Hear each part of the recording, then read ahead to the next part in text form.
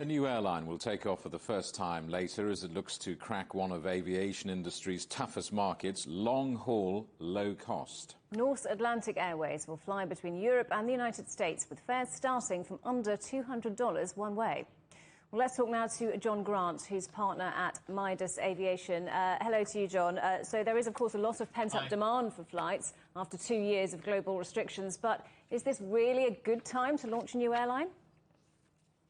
It's probably the worst possible time, to be honest. I can't think of a set of circumstances and a backdrop that has ever been worse than trying to start a long-haul, low-cost airline than what we see this week and look like we're going to see for the next couple of months.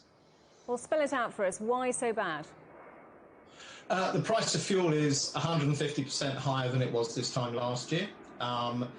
A large proportion of their costs are dollar-based, and the dollar has strengthened considerably against both the pound and most major European currencies in the last 12 months. There is pent-up demand, absolutely, but a lot of that has already been taken up by airlines who've had their services on sale for the last 3 or 4 months. And, you know, the major legacy airlines have quite high load factors already booked. So there isn't that much more additional traffic around. That additional traffic that is looking to fly in the next couple of months is going to have to pay fuel surcharges, and they are about $200 a passenger at the moment across the Atlantic. There is challenges with resources, as we know, throughout the whole aviation industry. And they're not operating high-frequency long-haul routes. They have no connecting traffic. And, you know, they're operating once a day from London to JFK, and 3 of their routes are from Oslo, which isn't the largest market to the United States. It's not panning out probably as they expected this time last year. So turbulent times right now then, but what are its long-term chances of success? Well, you know, they've started with quite a lot of equity, but they've burnt through some of that already. They've only been on sale for a short period of time. Their services start tomorrow, as you say, and they start from the United Kingdom in August with services to New York and Los Angeles. But unless they can get the forward bookings in really quickly, and consumer confidence at the moment is badly dented as well because of all of the uncertainty about inflation, whether people are going to have disposable income. You know, what we've seen so far is that pent-up demand is people who are basically saying, after 2 years, I'm going to fly and I'm going to have a holiday.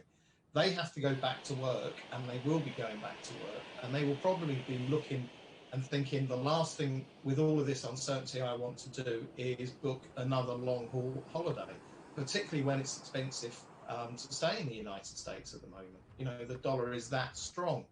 So unless they can find a way to conjure up bookings and give them cash reserves, you know, it just doesn't look very good. It's a really bad time to be starting. And, you know, the legacy airlines aren't going to step out of their way and allow these guys a free shot at business that they've been hungry for the last 2 years. And there have been, of course, these well-documented problems for passengers as the travel industry opens up again. We've seen those long queues in airports, flights being cancelled, staff shortages. Has enough been done to solve this? Within the industry, you know, it's a desperate scramble. I mean, airlines in the United Kingdom were reporting to government today that it's taking up to 140 days to get the necessary security clearances. It's all very well the Ministry of Transport and other people in government pointing the finger at the airline industry. But the airline industry said that it needs the governments to provide the security clearances and to have the people, you know, working and doing those processes, not sitting at home. So we're stuck in the situation we are. We're probably going to be stuck in it for most of the summer. It will probably ease towards the second half of August, mid-September. But, you know, this is a challenge we've lost through Brexit in the United Kingdom. All of the European workers, or a large proportion of them who used to work here, these are challenging times for the industry. It's proving harder now than actually in COVID. You know, they are operating now. They have to cover their operating costs. During COVID, many were able to seek support from governments. That's not available today. And London's Heathrow Airport has said that it's going to reopen its Terminal 4, which has been shut throughout the pandemic. Do you think that will help if problems with a lack of staff, for example, haven't been dealt with?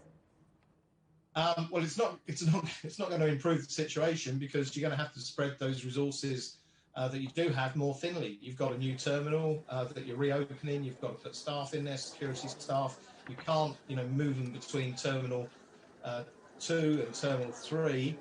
That was quite easy. Having to send them in a bus across the Terminal 4 will be a lot more challenging. But Heathrow will, like every other airport in the United Kingdom and Europe, be doing its damnedest to make sure it has the staff. But it needs central government agencies to come to the table and help them and not hinder the administrative process. OK, John Grant from Midas Aviation, thanks very much indeed for talking to us today. Pleasure.